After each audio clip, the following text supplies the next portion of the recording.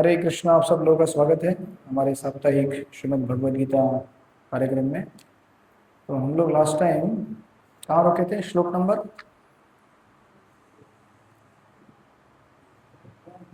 हाँ जी,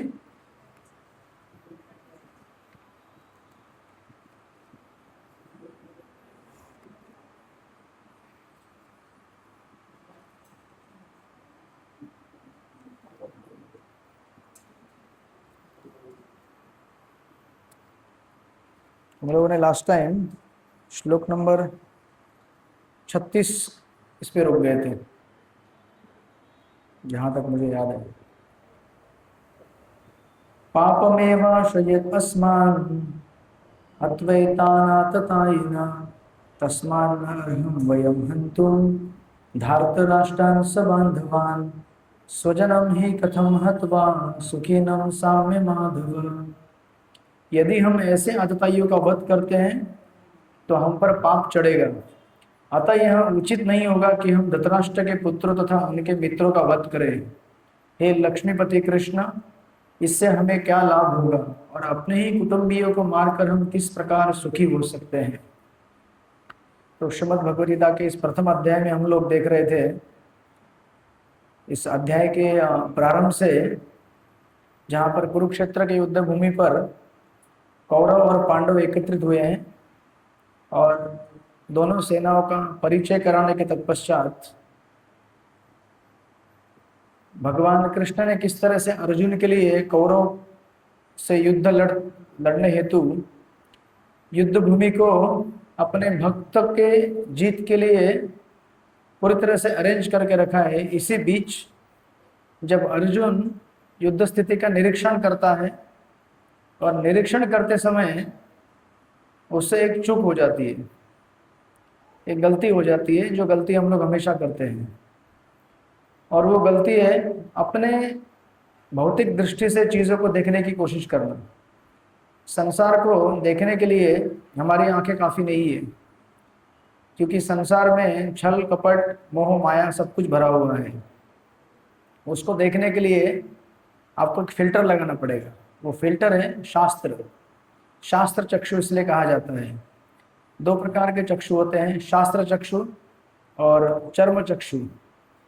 चर्म चक्षु यानी कि जो अभी हमारे आंखें हैं, जो चमड़े से बनी हुई है, इससे जो हम देखते हैं वो सही नहीं होता है, क्योंकि हमारे आंखों में दोष है, त्रुटियां हैं। 4 प्रकार के दोष हमने ऑलरेडी डिस्कस किए थे। हमारी इंद्रियां अपूर्ण है, हम लोग हमेशा भ्रम में रहते हैं, इसकी वजह से हम लोग त्रुटि करते हैं। त्रुटि यानी कि मिस्टेक, और मिस्टेक को कवर करने के लिए हम लोग चीटिंग करते हैं। तो इन 4 बद्ध अवस्थाओं के होते हुए हम लोग कोई भी ज्ञान ठीक से प्राप्त नहीं कर सकते। जब अर्जुन इस कुरुक्षेत्र के युद्ध को खुद की आंखों से देखकर निरीक्षण करने की कोशिश करता है तो वो मोह में पड़ जाता है। विशेष करके जब वो भीष्म द्रोण इनको देखता है, सोचता है कि अरे ये तो मेरे अपने घर के लोग हैं, इनके साथ कैसे युद्ध लड़ा जाए। अरे ये तो मेरे अपने घर के लोग हैं, ये बोल रहे चैंटिंग मत करो, तो कैसे चैंटिंग कर सकता हूँ मैं? बराबर है। अगर मैं चैंटिंग किया और मेरे पत्नी ने मुझे छोड़ दिया तो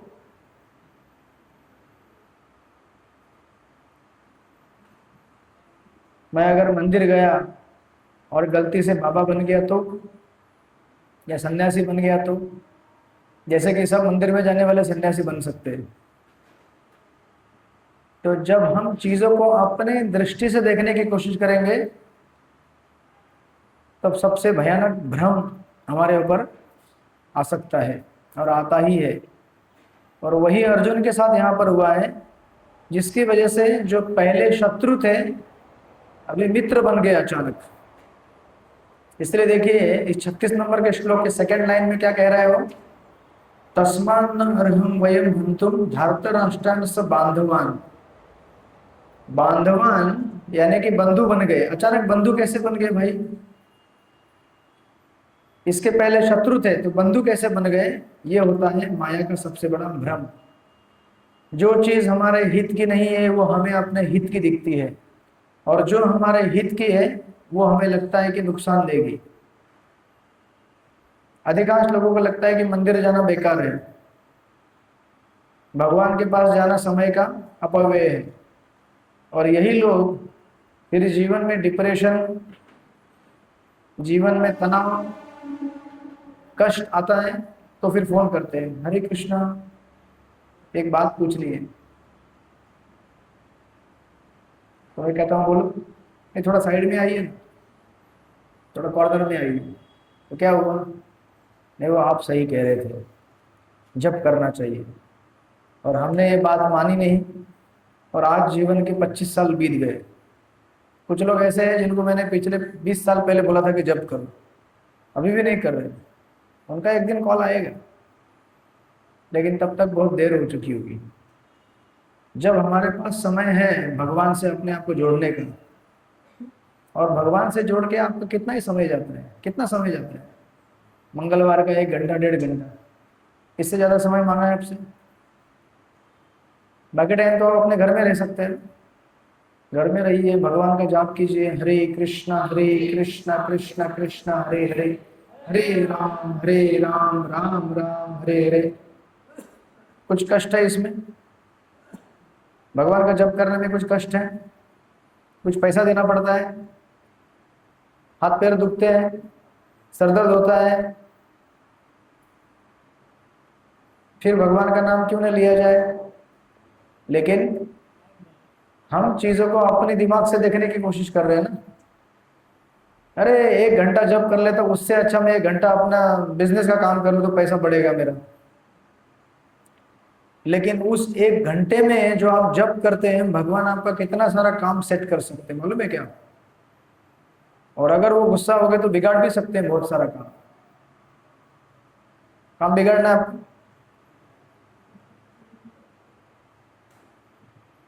नहीं कर। वो इधर एक माता जी आती थी, किधर गई वो? हाँ? कुछ बोला क्या आपने उसको?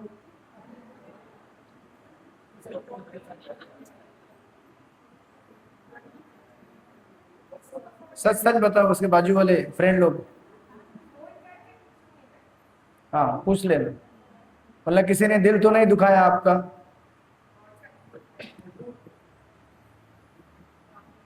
तो इसलिए हमें ये नहीं सोचना चाहिए कि हम लोग भगवान का भक्ति भजन करके नुकसान नहीं, आपका बहुत फायदा होगा, इस जीवन में फायदा होगा, और आने वाले भविष्य का उसमें तो और ज्यादा फायदा होगा, क्योंकि आने वाला भविष्य हमारा सुनहरा होगा, राइट? तो इसलिए वो अर्जुन अभी क्या कर रहा है, भ्रमित होने की वजह से 5 कारण देगा। इसमें से एक कारण हमने ऑलरेडी डिस्कस किया था पिछले टाइम, लॉस ऑफ एंजॉयमेंट। वो सोच रहे हैं कि अरे सारा सुख ही समाप्त हो जाएगा मैं युद्ध करूंगा तो, क्योंकि युद्ध में जो लोग मर जाएंगे वो तो सब मेरे सगे संबंधी है, वो अगर मर जाएंगे तो फिर ये जीता हुआ राज्य किसको दिखाऊंगा मैं भाई? नया गाड़ी लिया तो मजा किस में है? चलाने में नहीं, दिखाने में। बराबर है कि नहीं? नए कपड़े लिए, नया साड़ी लिया, तो आनंद किस में है? फोटो खींच के स्टेटस पे लगाने में आनंद है ना? नहीं है? सच बोलिए। नहीं तो क्यों लोग खरीदते? एक ही कलर पहनो 365 दिन, एक ही कलर के कपड़े नहीं पहनते ना। किसके डर की वजह से? किसने आपको डराया है? किसी ने डराया क्या, धमकाया क्या, किसी ने कुछ बोला क्या आपको? तो फिर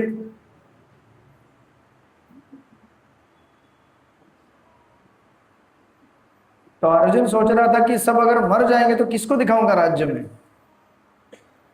ये पहला कारण हो गया, लॉस ऑफ एंजॉयमेंट। सेकंड कारण यहां पे दिया है 36 नंबर के श्लोक में, कि भाई अगर इनको मारेंगे तो पाप लग जाएगा। ऐसे शास्त्रों में ये विधान है कि जो लोग आपकी हत्या करने की कोशिश करेंगे, ये 5 कारण दिए हैं तात्पर्य में। विष देने वाला, घर में आग लगाने वाला, घातक हथियार से आक्रमण करने वाला, धन लूटने वाला, दूसरों की भूमि हड़पने वाला, पराई स्त्री का अपहरण करने वाला। इन 5 केसेस में आप सामने वाले को बंदूक निष्क्रिय उड़ा सकते हैं और आपको पाप नहीं लगेगा। लेकिन अर्जुन क्या सोच रहा है कि मुझे पाप लगेगा, क्योंकि ये विशेष प्रकार के आतताई हैं। These are special types of aggressors। Aggressor यानी कि आतताई, ये अर्जुन सोच रहा है, ठीक है। और इसके ऐसे सोचने की वजह से बड़ा प्रॉब्लम हो जाता है। इसलिए श्लोक नंबर 37 में वो कहता है, यदि यदित्यन पश्यन्ति लोभोपहत चेतसा कुलक्षयं कृतं दोषं मित्रदोहे च पातकं कथं न नियमस्माभिः पापतस्मान् निवर्तितं कुलक्षयं कृतं दोषं प्रपश्यद्भिर्जनार्दन। हे जनार्दन, यद्यपि लोभ से अभिभूत चित्त वाले ये लोग अपने परिवार को मारने या अपने मित्रों से द्रोह करने में कोई दोष नहीं देखते, किंतु हम लोग जो परिवार के विनष्ट करने में अपराध देख सकते हैं, ऐसे पाप कर्मों में क्यों प्रवृत्त हो। ये प्रवचन कौन किसको दे रहा है? ये प्रवचन कौन किसको दे रहा है?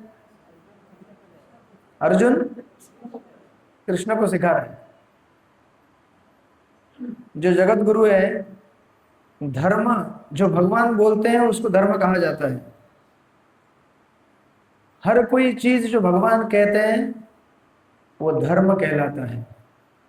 सीधे कोई भी ऑब्जेक्शन नहीं, कोई भी कॉन्ट्रडिक्शन नहीं, कोई भी उसका विरोध नहीं कर सकता। जो ईश्वर ने बोल दिया वो क्या बन जाता है? कल अगर भगवान ने बोला कि तुम्हारे घर को छोड़कर आश्रम में ज्वाइन हो जाओ, तो ये क्या हो गया? धर्म हो गया। कल भगवान ने बोला आप घर में रहो और घर गृहस्थ में रहते हुए मेरा भजन करो, ये क्या हो गया? अगर कल भगवान ने बोला आप रोज 16 माला करो, ये क्या हो गया? और इस धर्म को पालन न करने का परिणाम क्या होता जानते हैं? भगवान की वाणी, उनका संदेश और हमारे लिए दिया हुआ उनका मैसेज, इसको पालन न करने से क्या होता है? पाप लगेगा ना। भगवान ने जो बोला उसको पालन नहीं करने से क्या होगा? अब सोच लो कितना पाप हम लोग कर रहे हैं। मैंने कह रहा हूं, भगवत गीता कह रही है।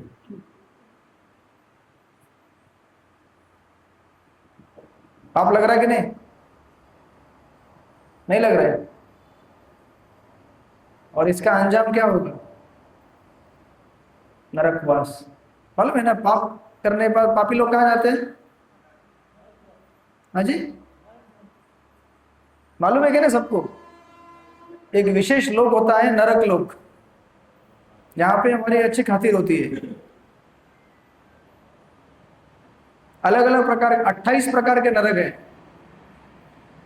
भागवत पुराण के 5म स्कंद के अंतिम अध्याय में 28 प्रकार के नरकों का वर्णन है। अच्छा, आप कोई बोलेगा कुछ भी बोलते हैं आप, ऐसा थोड़ी पाप होता है कुछ भी। हाँ, बराबर ना? आप लोग बोलेंगे कुछ भी बोलते हैं, ऐसा थोड़ी होता है। हमने तो कभी सुना नहीं बाहर कहीं पाप होता है ऐसा करके। जो 16 माला नहीं करता पापी किसने बोला?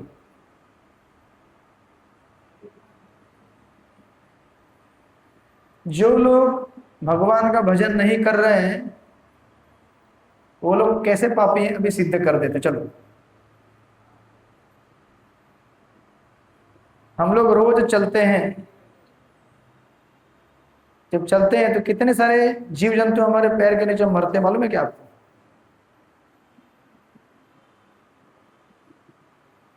हम लोग आज के दिन में झूठ नहीं बोले हैं। कोई हाथ ऊपर करो।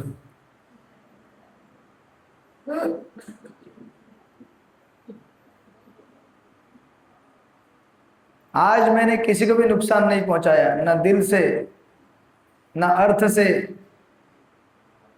ना जुबान से, ना शरीर से, ना मन से, ना वाणी से। अभी शांत हो गए सब लोग। किसी को कष्ट नहीं पहुंचाया मैंने। कोई भी ऐसा जीव नहीं है जिसको आज कष्ट नहीं हुआ है मुझसे। उसको केवल मुझसे लाभ हुआ है। कोई है? हाथ ऊपर करो। मैंने ऊपर नहीं किया, मैं बोल रहा हूं हाथ ऊपर करो करके। कोई है जिसने आज किसी को कष्ट नहीं पहुंचाया, मन से, वाणी से, अपने शब्दों से, किसी भी प्रकार से आपने नहीं पहुंचाया? चलो एक्सरे करो, सिटी स्कैन में डालो इनको। सिंपल मैंने उदाहरण दिया आपको। आप जब चलते हैं, मरे कि नहीं? आप बोलते हैं तभी भी, आप घर में भोजन बनाते हैं, अग्नि में कितने मरते हैं, ब्रीदिंग में भी कितने मरते हैं जीव। तो कौन कह सकता है कि हम लोग पापी नहीं है करके? कोई कह सकता है? इसीलिए यहाँ पे ऐसा नहीं होता है कि मैं तो किसी को कुछ बोल नहीं रहा हूँ, किसी को नुकसान नहीं कर रहा हूँ, मैं धर्म कर्म के हिसाब से, फिर भी आप पाप कर ही रहे हैं। और धर्म मतलब भौतिक स्तर का धर्म नहीं। जब तक हम टोटल आध्यात्मिक नहीं बन जाते तब तक हम लोग पापों का प्रायश्चित नहीं कर सकते। इसीलिए शास्त्रों में अनेक अनेक विधि विधान दिए हैं अपने पापों का प्रायश्चित करने के लिए। 3 प्रकार के प्रायश्चित होते हैं, कर्म कांड के स्तर का, ज्ञान कांड के स्तर का, और भक्ति के स्तर का। जो सबसे टॉप मोस्ट है वो भक्ति के स्तर का निवारण है, जहां एक बार हम अपने जीवन को भगवान पे समर्पित कर दे तो आपके सारे गुनाह माफ होते। सारे मतलब अनजाने में किए हुए, जानबूझ के नहीं। तो आप भले रास्ते में चल रहे हो, लेकिन चलते चलते अगर कुछ जीव जंतु मर गए, लेकिन आप साइन प्रोग्राम में आ रहे थे तो मर गए, तो आपको माफी मिलेगी। और भगवान का नाम ले रहे तो भी माफी मिलेगी, लेकिन अनजाने में किए हुए उसका उद्धार हो जाता है।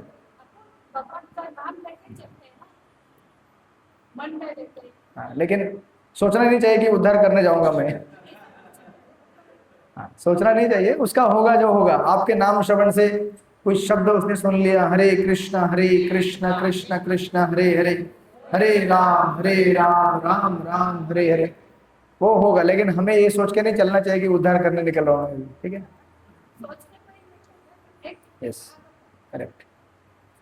तो इस तरह से, हाँ बोलिए, मलयपुरी बोलिए।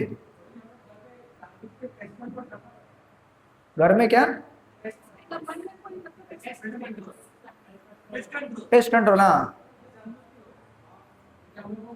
हाँ, लेकिन मनुष्य जीवन धर्म के लिए बना हुआ है, और मनुष्य को अपने प्राणों की रक्षा करने हेतु जो भी उपाय करना हो इसके लिए छूट है। लेकिन अभी नेक्स्ट क्वेश्चन ये आता है कि प्राणों की रक्षा किस लिए? प्राणों की रक्षा करने के बाद क्या करेंगे आप? अपने प्राणों की रक्षा करने के बाद आप भगवान का भजन करेंगे या फिर घर में बैठ के टीवी देखेंगे? फिर तो प्रॉब्लम है। फिर जो भी मरे सबका पाप लगेगा। ये तो प्रॉब्लम है ना। और इसीलिए अर्जुन सोच रहा है कि भाई वो लोग अगर इस तरह से हिंसा करना चाहते तो उन्हें करने दो ना, हम क्यों करें? तो बड़ा अपने आप को पंडित समझ के भगवान को प्रवचन कर रहे हैं। भगवान कुछ नहीं बोल रहे। भगवान बोले बोल बोल बेटा बोल। और जस्ट 10-12 श्लोक होने के बाद क्रैश हो जाएगा, ब्रेक डाउन। देखिए, हम कितने भी उस्ताद हो, एक टाइम ऐसा आता है जब आपको कुछ समझ में नहीं आए, चक्कर आएगा कि क्या करूं मैं अभी जीवन में। उस समय अगर हमारे पास सत्संग नहीं है तो आप गए काम से। किधर जाएंगे आप मालूम है क्या? 4 चीजों के पास जाएंगे। एक तो नशा। लोग तनाव दूर करने के लिए क्या करते हैं? आशा रानी माता जी, 2 घूंट पिला दो, गम भुला दूं मैं मेरा। बराबर है कि नहीं? लोग या तो नशा करते हैं या फिर व्यभिचार करते हैं भूलने के लिए। बराबर ना? और क्या कर सकते हैं वो लोग? क्योंकि भूलना है तो कुछ ऐसा इंटॉक्सिकेंट लेना पड़ेगा जिससे नशा होकर भूल सके टेम्पररीली। फिर सुबह उठने के बाद वापस याद आता है, तो उसको चैन आराम नहीं है। इसीलिए जब यहाँ पे अर्जुन कहता है कि उन्हें अगर इस प्रकार से हत्या करनी तो करने दो भाई, हम क्यों करें, तो भगवान कुछ नहीं बोल रहे। तो यहाँ तक आपके कितने कारण हो गए? 2 कारण हो गए। पहला कारण लॉस ऑफ एंजॉयमेंट, सोच रहा है कि भाई वो अगर मर जाएंगे तो मेरे सारा वैभव देखेगा कौन, सुख, क्योंकि सारा सुख किसमें है? दिखाने में है। मानो या ना मानो, सारा सुख दिखाने में ही है और किसी में नहीं है, राइट। और दूसरा कारण यहाँ पे दिया है, पाप लगेगा। अर्जुन सोच रहा है पाप लगेगा, जबकि भगवान जो कह रहे हैं वो धर्म होता है। अर्जुन सोच रहा है कि मैं भगवान की बात मान के मुझसे अधर्म होगा। और ये तब होता है जब हम अपने स्टूपिड दिमाग से सोचने की कोशिश करें। हमारा दिमाग है क्या? कुछ है दिमाग? कितना है आपका? 2 ग्राम, 3 ग्राम, 4 ग्राम, 20 ग्राम? दिमाग क्या होता है इसको मालूम है। वो बोले दिमाग ही मालूम नहीं क्या होते हैं। दिमाग ही मालूम नहीं क्या होता है क्या आप लोगों के पास? गिनती करके आना कितना है, 1/4 किलो है, 2.5 किलो है, कितना है? 2 कारण हो गए। फिर आगे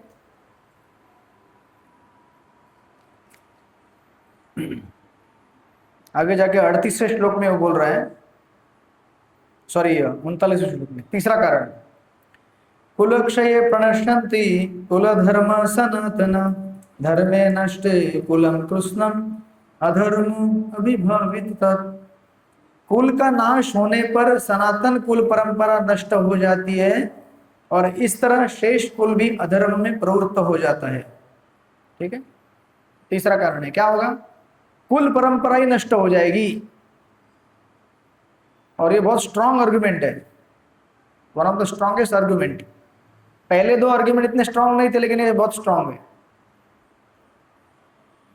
अगर सोचिए ना, भीष्म, द्रोण और बड़े बड़े महारथी, स्पेशली भीष्म, द्रोण, ये कौन है? फैमिली के बड़े बड़े मेंबर है। अगर यही मर जाए तो फिर फैमिली को शिक्षा, कल्चर कौन देगा? तो वैलिड है पॉइंट, एक तरह से देखा जाए तो। और इसको प्रभुपाद जी लिखते हैं, वर्णाश्रम व्यवस्था में धार्मिक परंपराओं के अनेक नियम हैं जिनकी सहायता से परिवार के सदस्य ठीक से उन्नति करके आध्यात्मिक मूल्यों की उपलब्धि कर सकते हैं। परिवार में जन्म से लेकर मृत्यु तक के सारे संस्कारों के लिए वयोवृद्ध लोग उत्तरदायी होते हैं। एक प्रमुख कारण आज समाज में लोग ज्यादा आध्यात्मिक क्यों नहीं है, वो कि घर में आज एल्डर है ही नहीं। नाना नानी दादा घर में है ही नहीं। घर में कौन है? खाली माता पिता और एक बालक। माता पिता दोनों ऑफिस में रहते हैं, बालक वो नर्सरी, प्ले स्कूल जब छोटा होता है तब वो, और उससे छोटा तो बेबी सिटिंग बच्चे को भेज देते हैं उधर। उसको संस्कार कौन देता है? उधर जो रहने वाले लोग, मतलब जो स्कूल चलाने वाले हैं, वो कौन है? हरे कृष्ण, वो भगत लोग है क्या? बेबी सिटिंग वाले भगत होते हैं क्या? नर्सरी स्कूल वाले भगत होते हैं क्या? आधा कारण बच्चों को संस्कार न मिलने का, घर में कोई वयोवृद्ध लोग है ही नहीं आजकल। अच्छा, वयोवृद्ध लोग क्या? क्योंकि उनके पास पहले टाइम का कल्चर और संस्कृति उन्होंने अभी भी रखा है, तो वो पास ऑन करते हैं। वो देने वाला कोई नहीं होगा तो फिर बच्चों को संस्कार देगा कौन? राइट। तो प्रभुपाद जी यहाँ पे लिखते हैं, किंतु इन वयोवृद्धों की मृत्यु के पश्चात संस्कार संबंधी पारिवारिक परंपराएं रुक जाते हैं और परिवार के तरुण सदस्य बचे रहते हैं। वे अधर्म में, व्यसनों में प्रवृत्त होने से मुक्ति लाभ से वंचित रह सकते हैं। जब तक घर में नाना नानी है, दादा दादी है, वो क्या डांटते हैं बच्चों को, हे बेटा ऐसे मत करो, तो बच्चा थोड़ा तो सीखता है। अब माता पिता घर में है ही नहीं, माता पिता दोनों ऑफिस में है, बच्चा क्या करेगा? मन मर्जी।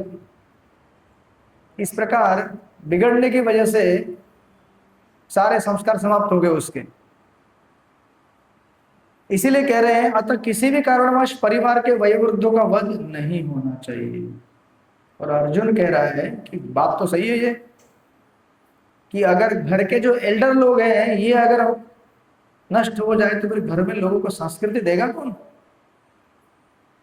कल्चर सिखाने के लिए घर में कोई तो एल्डर होना चाहिए कि नहीं? आज कितने लोगों के घरों में एल्डर लोग हैं? हाथ ऊपर कीजिए। नाना दादा दादी है? किधर है? इधर ही है, घर में है, लेकिन वो एक प्रॉब्लम है। दूसरा बताऊं क्या?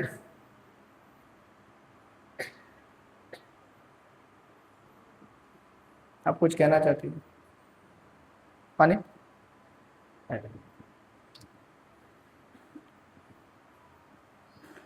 असत संग की वजह से आज के बुजुर्ग लोग भी असत संग में लगे हुए हैं। One of the problem. असत संग मतलब क्या? उनका जो फ्रेंड सर्कल है वो कैसा है, और वो शिक्षा क्या देते हैं बच्चों को? बच्चा पढ़ाई करो, कमाओ और एंजॉय करो लाइफ, राइट? एटलीस्ट इंडिया में इतना तक हो रहा है, पश्चिम के देशों में ये भी नहीं होता। एटलीस्ट इधर इतना तो बोलते हैं कि बेटा बड़ा हो जाओ, परिवार को संभालो, इतना तो कह के जाते हैं बुजुर्ग लोग। आध्यात्मिक तो नहीं है उतना, बोलेंगे थोड़ा मंदिर में जाओ, थोड़ा घंटी बजा के आ जाओ। थोड़ा ज़्यादा जाने जाने का अगर कोशिश करता तो फिर वो डर जाते हैं कि बच्चा कहीं सन्यासी बन गया तो बोलते हैं बेटा ज़्यादा मंदिर जाने का नहीं, और खास करके इस्कॉन मंदिर में तो जाने का ही नहीं, बहुत खतरनाक होते हैं वो लोग। वो खाने में कुछ मिला के खिलाते हैं, मंत्र फूकते हो, बराबर ना? हम लोग मंत्र फूकते हैं, सही है, हम लोग महामंत्र फूकते हैं उसमें, हरे कृष्णा कृष्ण कृष्ण हरे हरे, हरे राम राम राम हरे हरे। बट एटलीस्ट उतना तो है, लेकिन आध्यात्मिक नहीं पहुंचा है। तो अर्जुन ये चीज कह रहा है, और ये अभी सीक्वेंस है। ये तीसरा कारण वो क्या कहता है? या दिस इज वन रीजन।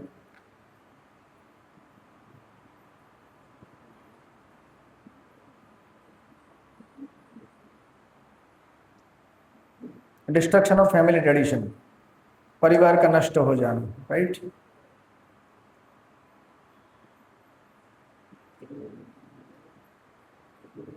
और आगे प्रभुपाद जी कहते हैं अगर परिवार नष्ट हो गया तो क्या होगा परिवार के सदस्य?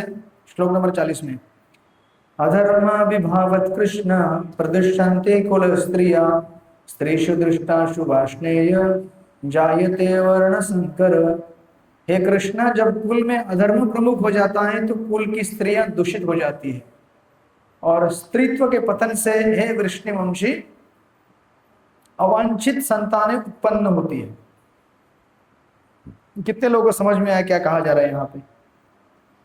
अगर ये समझ में आया तो मान लूंगा कि हमारे एल्डर्स ने हमें कुछ बताया और हमें समझ में आ रहा है। चलिए, कौन बताएगा? हाथ ऊपर कीजिए। ये इस श्लोक में, खाली श्लोक में, तात्पर्य मत जाइए। अगर आपको समझ में आया तो समझ जाएंगे कि आपके घर के एल्डर्स स्पिरिचुअल है, या फिर एटलीस्ट कुछ रिलीजियस इंसाइट रखते हैं।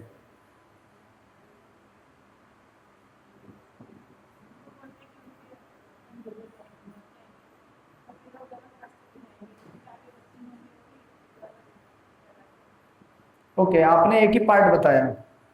हस्बैंड गुजर जाएंगे तो स्त्रियां गलत रास्ते पे जाएंगी। सॉरी, उनके एक पार्ट बताया आपने, और पार्ट बाकी है इसमें। ऐसे तो कितने सारे स्त्रियां हैं जिनके पति गुजर चुके हैं लेकिन वो अभी भी अच्छे रहते हैं। हाँ जी, ये भी आधा ही आंसर है, अभी पूरा नहीं हुआ। वही उन्होंने दिया सेम संस्कार। बोलिए ना, बोलिए।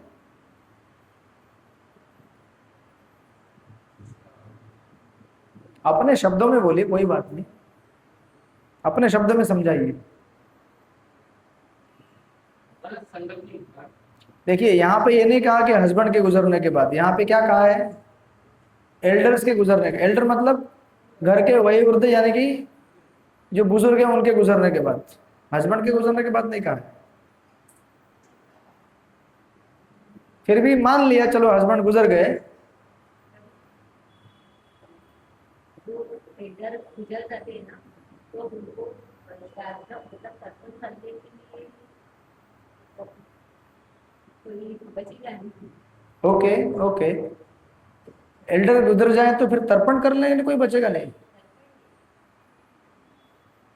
श्राद्ध, तो एल्डर के जाने के बाद नीचे वाले लोग श्राद्ध करेंगे ना, रिवर्स बताया आपने। आंसर है थोड़ा सा मिक्स, रिवर्स। तो समझ जाओ हमारे घर के एल्डर कितना स्पिरिचुअल इंसाइट रखते हैं। हरे कृष्ण। जो विधि है ना, वो बच्चों को में नहीं नहीं मतलब सिखाएंगे नहीं। हाँ ऐसा बोलिए। तो अभी ये तर्पण विर्पण क्या होता है, तो तर्पण करना जरूरी है क्या? समय का काल अपव्यय होता है खाली। किसने देखा है आगे का जीवन?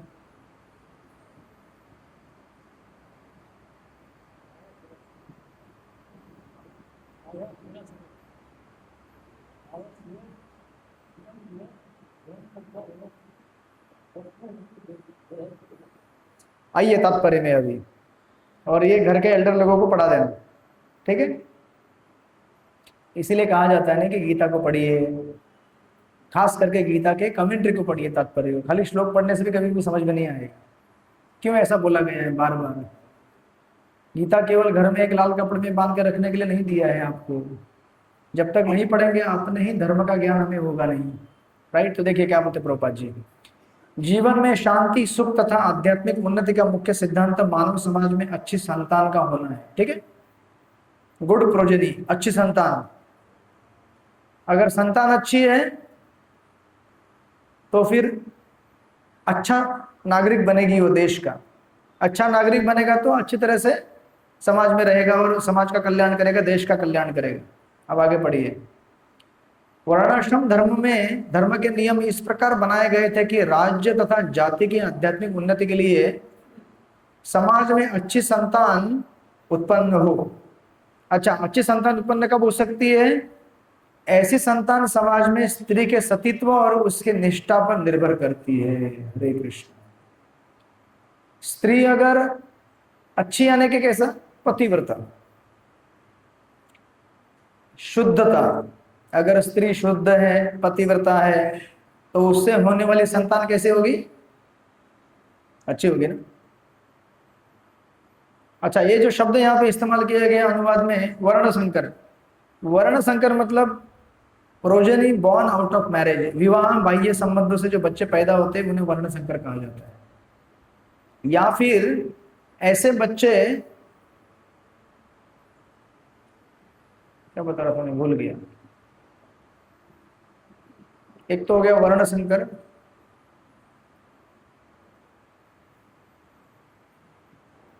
ओके। विद इन विवाह के अंतर्गत भी जो बिना संस्कार के जन्म लेते हैं। आपको पता है 16 प्रकार के संस्कार होते हैं। सबसे पहला संस्कार बच्चे को जन्म देने के लिए रहता है गर्भाधान संस्कार। कितने लोगों ने किया था गर्भाधान संस्कार?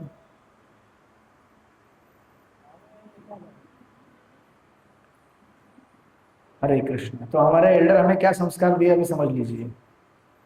इसलिए तो कह रहे हैं ना कि गीता का अध्ययन हम लोगों ने किया ही नहीं है। हाँ मैं हिंदू हूं, तो गीता के बारे में कुछ जानकारी? हाँ जानता हूँ ना, 2000 श्लोक है उसमें, 2000 श्लोक।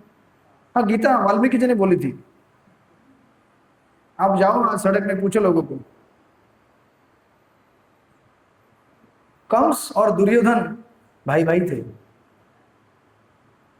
बराबर है? Any doubt? किसी को शंका है? लॉक कर दिया जाए, 7 करोड़ हो जाएंगे आपके।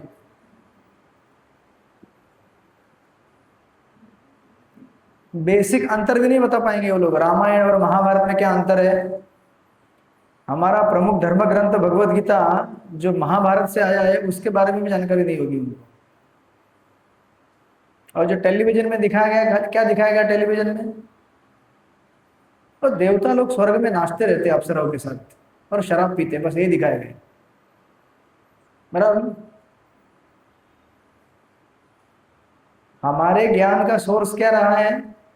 टेलीविजन। तो टेलीविजन कैसा होता है? आज आपका सब कुछ वही है, नहीं? सुख दुख का साथी मेरा टेलीविजन। टेलीविजन मतलब सोशल मीडिया जो भी है। दुख होगा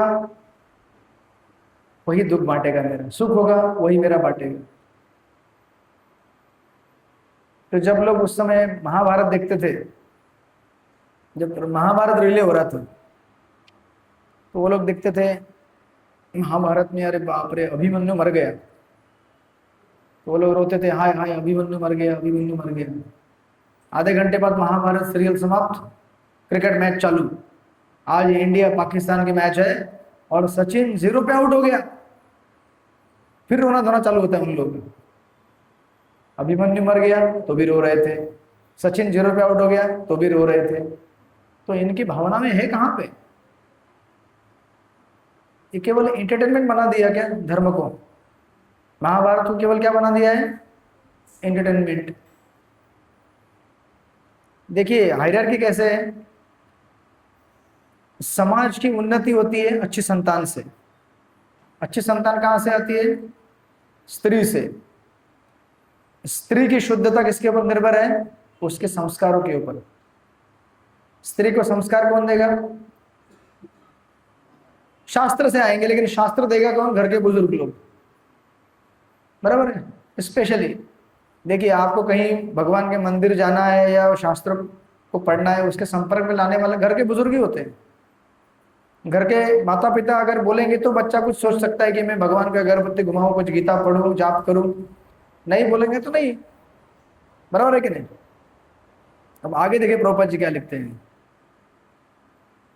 जिस प्रकार, सॉरी किधर गया, हाँ, ऐसी संतान समाज में स्त्री के सतीत्व और उसकी निष्ठा पर निर्भर करती है। जिस प्रकार बालक सरलता से कुमार्गगामी बन जाते हैं, उसी प्रकार स्त्रियां भी पतनमुख होती हैं। अतः बालकों तथा स्त्रियों दोनों को ही समाज के वयोवृद्धों का संरक्षण मिलना चाहिए। अब घर में एल्डर ही नहीं है तो संस्कार नहीं देंगे, संस्कार नहीं होंगे तो उनकी रक्षा नहीं होगी, उनकी रक्षा नहीं होगी तो उनका नैतिक पतन हो जाएगा, उनका नैतिक पतन होगा तो होने वाली संतान अनैतिक होगी। ऐसी संतान समाज में फिर गुंडे बन जाते हैं, चोर बनते हैं, मवाली बनते हैं। और पश्चिम के देशों में तो सैटरडे नाइट पार्टी और बच्चे पैदा, तो भी ऐसे बच्चे क्या संस्कार देंगे आप? फिर भी भगवान की भक्ति इतनी पावरफुल है, इतनी शक्तिशाली है कि अगर ऐसे लोग भी भगवान के भक्ति के संपर्क में आ जाए, उनका कल्याण हो जाता है। लेकिन हम मंदिर नहीं जाने का बेटा, तू कुछ भी कर, मंदिर मत जा, तू मंदिर गया तो मैं जान दे दूंगी। धमकी देते हैं घर के लोग? नहीं देते हैं। सच बोलो।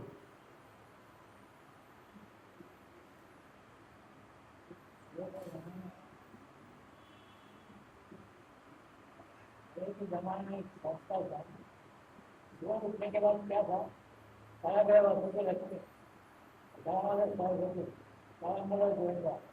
अभी क्या संस्था होगा, सारा गया वर्षों के मोबाइल,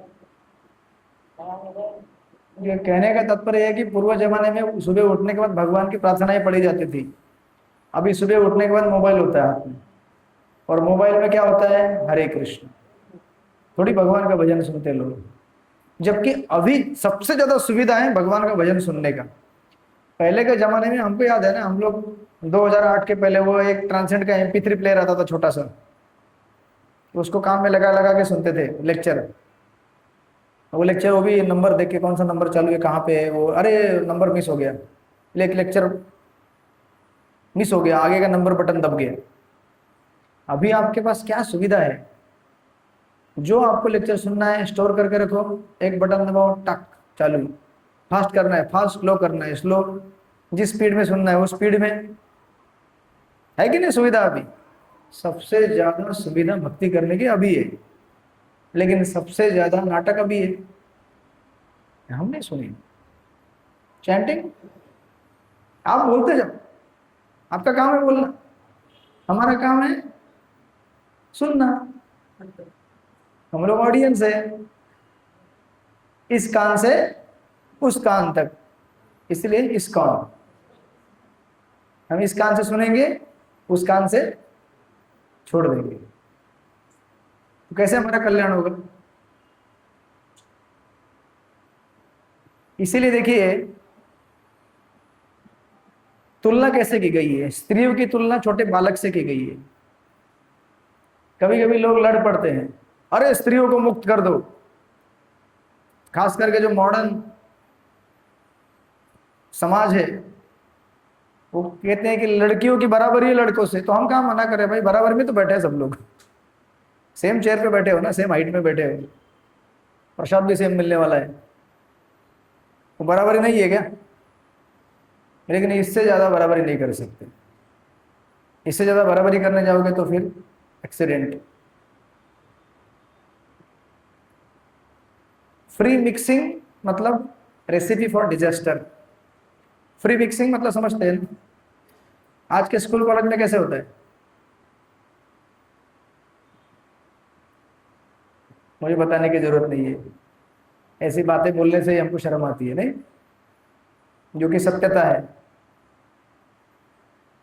पश्चिम के देशों में ये हालत है, सैटरडे नाइट पार्टी करो, दारू की बोतल, दूसरे दिन बच्चे का गर्भधारण हो गया, और ऐसे बच्चे पैदा होते हैं। अब ऐसे बच्चे खूंखार, डाकू, चोर, गुनहगार बनते, क्योंकि इनको संस्कार नहीं मिलता है। खास करके विवाह बाह्य संबंध से जो बच्चे पैदा होते हैं, क्या करेंगे भी उसका, बच्चे को जन्म दो छोड़ दो। एटलीस्ट इंडिया में अभी तक उतना नहीं हुआ है, लेकिन हो रहा है धीरे धीरे। पश्चिम के देशों में ऐसा ही है, सिंगल मदर, और गवर्नमेंट क्या करती है, भत्ता देती है उनको। अब गवर्नमेंट में देखिए, मैं गलत कह रहा हूं क्या? भत्ता मिलता है, मालूम है क्या ना आपको? और सिंगल मदर्स जो भी रहेगा, मेडिकल फैसिलिटी, स्कूल की फैसिलिटी, फलाना फलाना फलाना जो भी है, गवर्नमेंट खुद देती है। मतलब गवर्नमेंट मूर्ख, वही इंकरेज करती है कि तुम सिंगल रहो। अपने इधर ऐसा है क्या? कम से कम अपने इधर उतना नहीं है ऐसा। अगर अकेली औरत बिना किसी पति के अगर बच्चा जन्म लिया है तो फिर उसको मालूम है समाज स्वीकार नहीं करेगा उसको। लेकिन धीरे धीरे हम लोग कैसे है ना, कॉपी कर रहे हैं ना वेस्टर्न कल्चर की। हम लोग सोच रहे हैं कि डेवलप कंट्री, प्रगत राष्ट्र मतलब क्या होता है? अरे आधुनिक चकाचंद रोड चल रहे हैं, गाड़ियां चल रही हैं, बड़ी बड़ी बिल्डिंगें हैं, हाथ में चमचमाता मोबाइल है, और कितना डिजिट सैलरी, कितना डिजिट होते हैं? हाँ, 4 डिजिट, 5 डिजिट, कितना डिजिट जो भी रहेगा, सब कुछ एकदम फाइन एकदम। तो फिर हम लोग डेवलप है कि नहीं? सब कुछ एकदम चकाचक है, लेकिन अंदर हृदय में रो रहा है बेचारा, फ्रस्ट्रेटेड है, पूरा टोटल मिजरेबल है। शहर में एक छोटे से कोने में रहने के लिए आदमी को 12-12, 15-15 घंटा काम करना पड़ता है। फिर 15, 16, 17 घंटा काम करके 4 घंटे के लिए उस घोंसले में आएगा, फिर बोलेगा मैं सुखी हूं, बहुत मैं सुखी हूं। फिर भी कोई प्रॉब्लम नहीं है।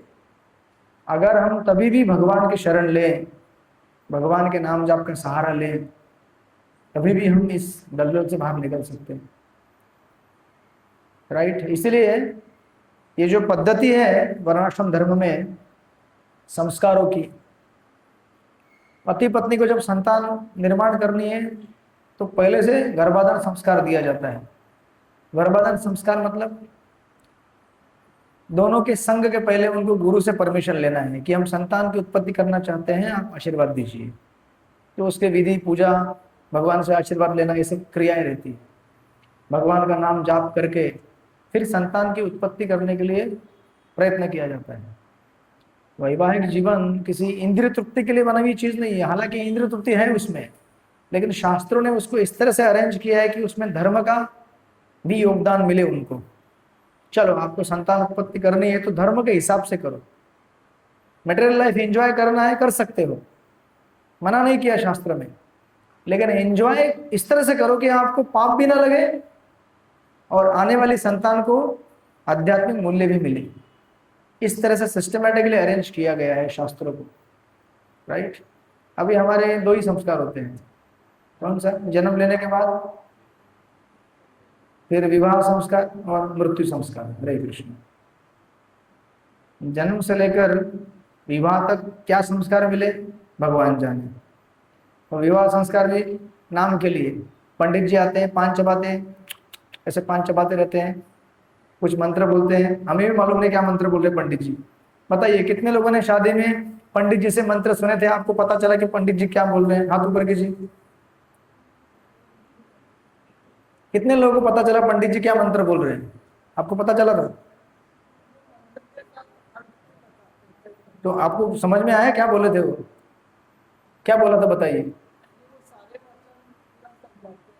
हाँ तो वही भी बोल रहा हूँ कि क्या समझा उन्होंने, कुछ आपको समझ में आया क्या?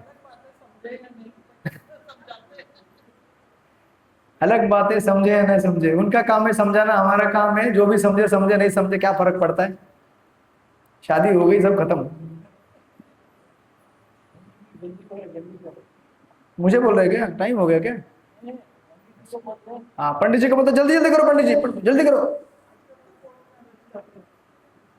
देखो कोर्ट मैरिज, एक साइन पे शादी, दूसरे साइन पे तलाक, बहुत आसान है ना, टेंशन ही नहीं कुछ। और पहले से एग्रीमेंट होता है, देख भाई अगर जमा नहीं तो अपन, ठीक है रेडी, साइन कर। तो फिर पास में आते ही क्यों? अगर पहले से बोल रहे हो कि हमें निकलना है दूर, तो पहले आते ही क्यों पास में हो? इस तरह से हालत है संसार में, राइट।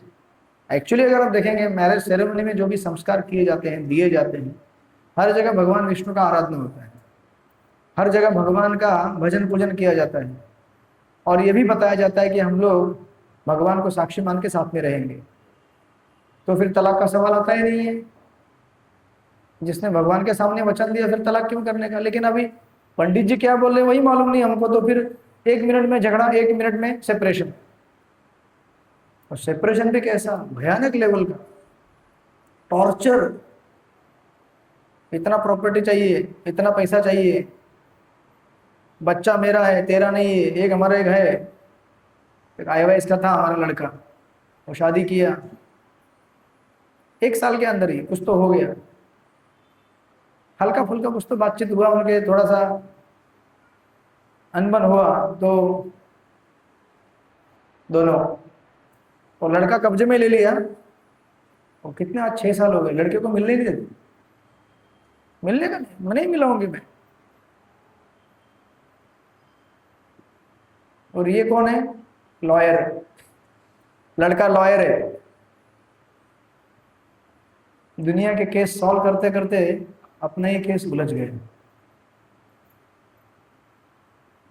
तो ऐसे भयानक युग में जहाँ पे कोई स्टेबिलिटी नहीं है, जहाँ पे किसी भी प्रकार का धर्म का टोटल हानि हो गया है, खत्म हो गया है, ऐसे समय में जब आपके पास भगवान के भक्त आते हैं और वो कहते हैं कि थोड़ा सा जाप करो भगवान का, तो इसमें आपका क्या जाएगा? आप थोड़ा भगवान का जाप करेंगे तो इससे आपको इतना आध्यात्मिक लाभ मिलेगा जो आप पिछले पूरे 20, 25, 30, 40 साल में प्राप्त नहीं कर सके। वो आज हम किसी भी अवस्था में हो, अगर हम भगवान के नाम जब एडॉप्ट कर लेते हैं तो हमें वो लाभ प्राप्त होगा। कोई बात नहीं, जो भी अवस्था हमारी रह चुकी है रहने दो, भगवान इतने कृपाशाली हैं, दयालु हैं। हम किसी भी बैकग्राउंड से आए, किसी भी अवस्था से आए, आज अगर हमने भगवान के नाम जाप को अगर स्वीकार किया और उसके मार्ग पे चले तो हमारा जीवन पूर्ण हो सकता है। हरे कृष्ण कृष्ण कृष्ण हरे हरे, हरे राम राम राम हरे हरे। तो इसलिए चिंता नहीं करें, जो हो गया सो हो गया। अभी इतने सारे संस्कार तो बनाने के लिए कोई है नहीं घर पे, तो क्या करेंगे हम। बट ये वस्तु स्थिति है और अर्जुन इसको कह रहा है, राइट। और इस तरह से सारी तुलना की गई है। और ऐसा नहीं कि केवल स्त्रियों के लिए, पुरुषों के लिए भी। जब व्यक्ति धर्म के कार्य में लगा रहता है तो उसका मन व्यभिचार में नहीं लगेगा। मुझे बताने की जरूरत नहीं है, आज समाज की स्थिति इतनी दयनीय है कि उन चीजों को डिस्कस भी नहीं किया जा सकता। जिस प्रकार से सोशल मीडिया का बाढ़ आ गया है, अनेक अनेक प्रकार के अनैतिक चीजें हैं। पहले के टाइम में जब ये सब टेक्नोलॉजिकल ज्यादा क्रांति नहीं था तो लोग क्या ही करते थे, एक फोन किया, वो भी लैंडलाइन से घंटे घुमाते घुमाते थक जाता था। हमारे स्कूल के टाइम में हम लोग एक फोन लैंडलाइन से लगा देते, ट्रिंग ट्रिंग ट्रिंग ट्रिंग, अरे रख रख फोन, रख रख रख, तो डैडी ने फोन उठाया। मतलब ऐसा नहीं कि इस संसार में जो भी जीव आया है वो गलत काम करने के लिए आया है यहाँ पे। तो हम लोग को इसे दूध के धुले में नहीं है, हम लोग भी इसी अवस्थाओं में से गुजरे हैं। तो वो टाइम में ऐसा था, एक लाल डब्बा लैंडलाइन का, 1 रुपया कॉइन डाल के, तो फोन नंबर किधर तो लिखा रहता था नोटबुक में, किधर तो ये लगा डायल कर +91 आगे, बस उतना खत्म।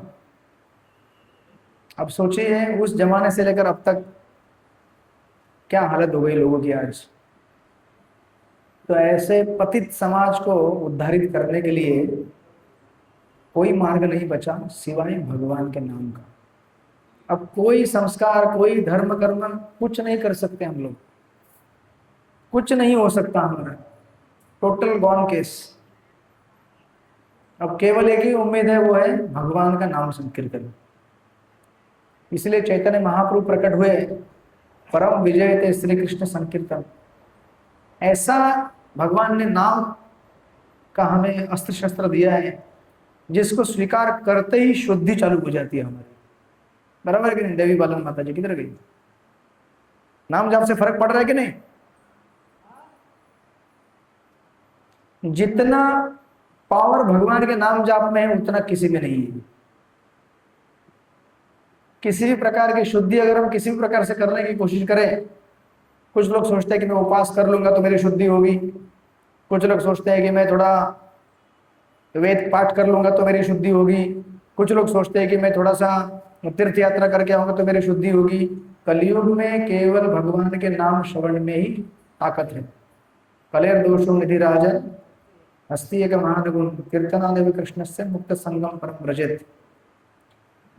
कलयुग का एक ही आधार है, वो है भगवान का नाम संकीर्तन। इसलिए बृहद नारदीय पुराण में कहा गया है, हरेर नाम हरेर नाम एव केवलम कलव नास्ते, यानी कि नास्ते 3 बार बोला गया है। भगवान के नाम के अलावा कोई भी मार्ग नहीं है, नहीं है, नहीं है। तो बुद्धिमान मनुष्य क्या करेगा? बुद्धिमान मनुष्य क्या करेगा? चुपचाप बीड़ी बैग पकड़ के हरे कृष्णा कृष्णा कृष्णा हरे हरे, हरे राम राम राम हरे हरे, भगवान का नाम जाप करेगा। इससे हमारे भाग्य का उदय होगा और कोई रास्ता नहीं है। तो कौन सा पिक्चर था? आखिरी रास्ता, याद है? पिक्चर सब याद है। आखिरी रास्ता, और वो है हरिनाम और वैष्णव की संगति। कलयुग में और कोई शुद्धि का मार्ग नहीं बचा है। और सबसे सरल, कुछ नहीं करना आपको ज्यादा, केवल नाम उच्चारण करना है बस, और भक्तों का संग करना है बस। कर रहे हैं ना आप सब लोग, जाप कर रहे हैं, शुद्ध हो रहे हैं, अच्छा लग रहा है, संस्कार बन रहे हैं, अंदर से गलत विचार निकल रहे हैं, और ये सब फ्री में। कोई पैसा चार्ज कर रहे हैं आपको? अरे बाहर जाइए, डी एडिक्शन सेंटर, नशा मुक्ति केंद्र, मालूम है कि नहीं? जिसको नशा चढ़ जाता है उसका नशा उतारने के लिए कितना पैसा लेते हैं। पर्सनैलिटी डेवलपमेंट कोर्स कीजिए, 2 हफ्ते का 25,000 रुपए केवल। तनाव दूर कीजिए, हमारे मेडिटेशन सेंटर में आइए, केवल 20,000 रुपये भर के आना। लेते गए ना पैसा लोग, और इतना करने के बाद भी नो बेनिफिट। अभी वो उधर गए हमारे एक जन, हमारे एक वो क्या है उधर एसएल वर्ल्ड के उधर, वो एसएल वर्ल्ड तो बंद हो गया अभी, क्या है विपश्यन, 10 दिन बोलने का नहीं, 10 दिन बाद इतना बोलेगा, पूरी 10 दिन की भड़ास। अरे केवल मुंह बंद करने से बंद नहीं होता है, मन को शांत करना पड़ेगा। मन को, उसको कैसे शांत करोगे भाई? मन को शांत करने के लिए चाहिए मंत्र। इसलिए महाप्रभु ने दिया है महामंत्र, हरे कृष्णा कृष्णा कृष्णा हरे हरे, हरे राम राम राम हरे। तो आइए, इसलिए हम लोग जप करते हैं अभी, और आप लोग भी जप कीजिएगा। कलयुग में और कोई आधार नहीं है, नाम संकीर्तन करने वाले ही तरेंगे संसार को, अदरवाइज खत्म। तो हम लोग कंटिन्यू करेंगे अगले हफ्ते, आगे देखेंगे और इस चैप्टर को पूरा करेंगे। तब तक आप लोग जप कीजिए। हरे कृष्ण। श्रील प्रभुपाद की। किसी का कोई प्रश्न है? सारे प्रश्नों के उत्तर मिल गए। चैंटिंग करके उद्धार होगा हमारा।